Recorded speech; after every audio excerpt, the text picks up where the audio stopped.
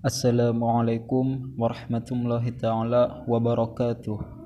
Alhamdulillahirabbil alamin wassalatu wassalamu ala asrofil anbiya'i wal mursalin sayyidina wa maulana Muhammadin wa ala alihi wa sahbihi ajma'in ila yaumil jaza. Perkenalkan, nama saya Muhammad Fahmi. Saya bersama rekan-rekan saya dari kelompok 2 ingin menyampaikan materi dengan tema Type of Verb, disusun oleh Muhammad Fahmi, Nadia Izzati, Nur Hasanah, Khofifah, Reza Roysandi. Perumusan masalah. 1. Apa yang dimaksud dengan verb? 2. Sebutkan macam-macam dan pengertian verb. Pengertian verb. Verb digunakan untuk mengungkapkan aktivitas dari sesuatu atau sekelompok nouns. Dalam kalimat, kata kerja berfungsi sebagai predikat. Kata kerja pada umumnya memerlukan objek, tetapi ada juga beberapa kata kerja yang tidak memerlukan objek. Kata kerja merupakan jenis kata yang paling penting dalam suatu kalimat. Bahkan dalam bahasa lisan, hanya dengan sebuah kata kerja saja kita sudah bisa mengungkapkan sebuah gagasan yang sudah dapat dimengerti oleh orang lain. Macam-macam verbs. 1. Transitive verb. 2. Intransitive verb. 3. Regular verb. 4. Irregular verb. 5. Infinitive verbs. 6. Preterite verbs. 7. Past participle.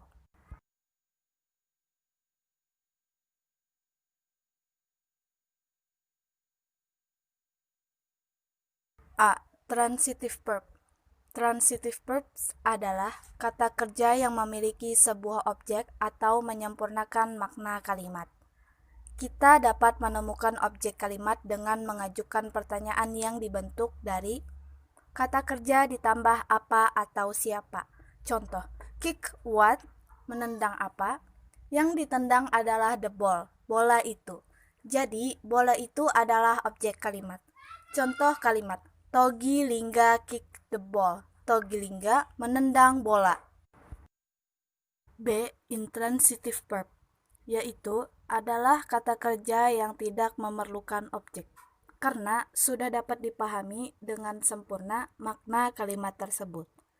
Kata-kata kerja yang termasuk intransitive verbs diantaranya adalah shine, come, sit, boil, sleep, fall, cry, dan lain-lain. Contoh, the baby cries, bayi itu menangis. My mother is sleeping, ibu saya sedang tidur. The water boils, air itu mendidih. Ada beberapa verbs transitif dan intransitif walaupun sudah mempunyai objek, tetapi artinya belum sempurna sebelum ditambah kata-kata lain. Kata kerja jenis ini diantaranya adalah make, name, call, find, declare, suppose, consider, bring, give, appoint, send, hear, dan lain-lain. Contoh, I will make you happy. Aku akan membuatmu bahagia. I appoint him to be my assistant. Saya menunjuk dia untuk menjadi asisten. Ada juga kata kerja yang mempunyai pola sebagai berikut. Kata kerja ditambah preposition ditambah objek. Kata kerja ditambah preposition ditambah kata kerja ing. Contoh, we talk about the problem. Kami berbicara tentang masalah tersebut. She felt sorry for coming late. Dia merasa kasihan karena datang terlambat.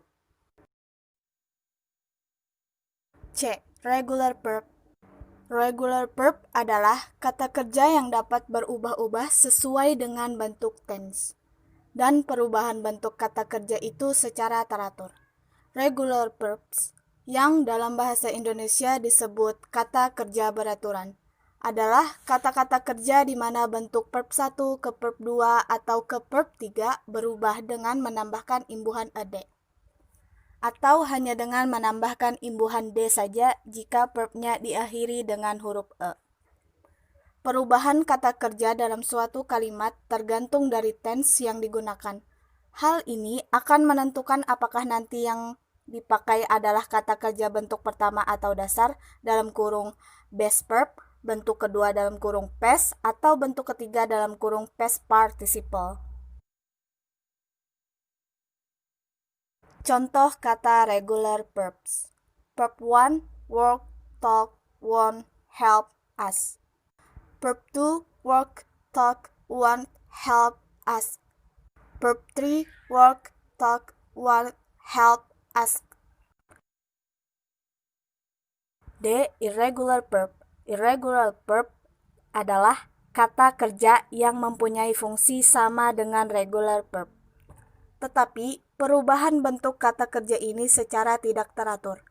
Irregular verbs dalam kurung kata kerja tidak beraturan adalah kata-kata kerja yang perubahan dari verb 1 ke verb 2 atau ke verb 3 tidak dengan menambahkan imbuhan ed atau d.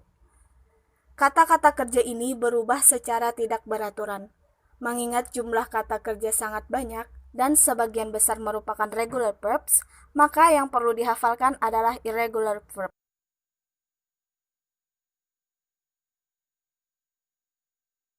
Untuk irregular verbs dibagi menjadi 3 kelompok sebagai berikut. 1. Kata kerja yang bentuk kedua dan ketiganya tidak berubah dari bentuk pertamanya. Misalnya kata bed, beat, cut, dan hurt. Bentuk keduanya dan ketiganya juga bed, beat, cut, dan hurt. 2. Kata kerja yang bentuk kedua dan ketiganya sama tetapi berbeda dengan bentuk pertamanya. Misalnya kata bleed. Bentuk kedua dan ketiganya adalah bled. Dan kata cling, bentuk kedua dan ketiganya adalah clang. 3. Kata kerja yang bentuk pertama, bentuk kedua, dan bentuk ketiganya tidak sama. Sebagai contoh misalnya take menjadi bentuk keduanya took dan bentuk ketiganya taken. Arise, bentuk keduanya arose, dan bentuk ketiganya arisen, dan sebagainya. Selain itu, terdapat juga kata kerja yang dapat dikelompokkan menjadi regular verbs sekaligus irregular verbs.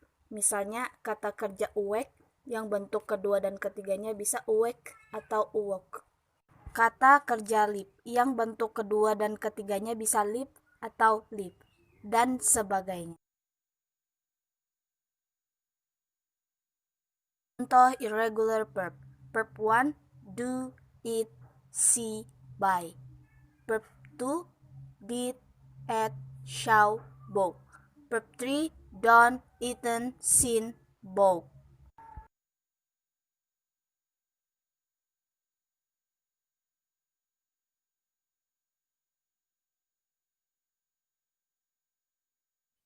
A. Infinitive verbs. Dalam kurung kata kerja bentuk 1. Verb 1 adalah bentuk dasar dari kata kerja dalam bahasa Inggris. Kata kerja jenis pertama ini digunakan ketika akan menuliskan kalimat dalam bentuk simple present. Dalam kurung tense yang digunakan untuk menjelaskan kegiatan saat ini. Contoh penggunaannya adalah dalam kalimat berikut. I usually go to school at 6:30 a.m. Saya biasanya pergi ke sekolah pada jam 6:30 pagi. F. Preterite verbs. Preterite verbs ini juga disebut bentuk lampau dari kata kerja atau juga bisa disebut kata kerja bentuk 2. Ada 2 macam kata kerja bentuk 2. Regular verb. Dalam kurung kata kerja teratur.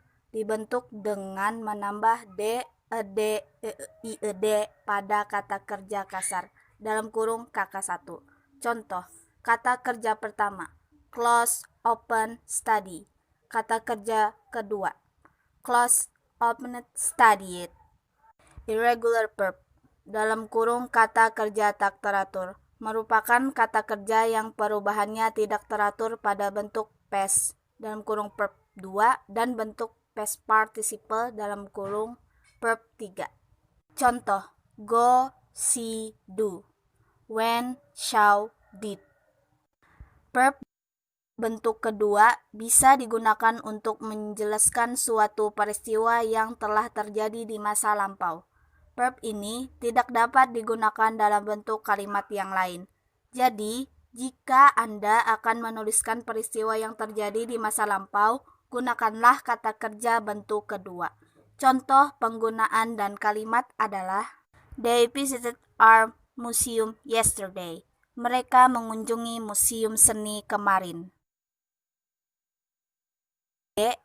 Past participle dalam kurung kata kerja adalah bentuk participle yang didapat dengan menambahkan suffix atau akhiran berupa ed, d, t, n, atau en. Selain suffix yang telah disebutkan, past participle bisa juga memiliki perubahan yang tak tetap, yaitu saat bentuk verb dasarnya adalah berupa irregular verb. Terkadang bentuk past participle ini juga dikenal dengan sebutan verb 3 dalam kurung kata kerja ketiga. Kata kerja ini mempunyai dua lingkup pemakaian, yakni dalam kalimat bentuk telah dalam kurung perfect tense dan juga dalam kalimat pasif dalam kurung passive voice. Contoh, he has gone home, termasuk dalam kata kerja irregular atau intransitif.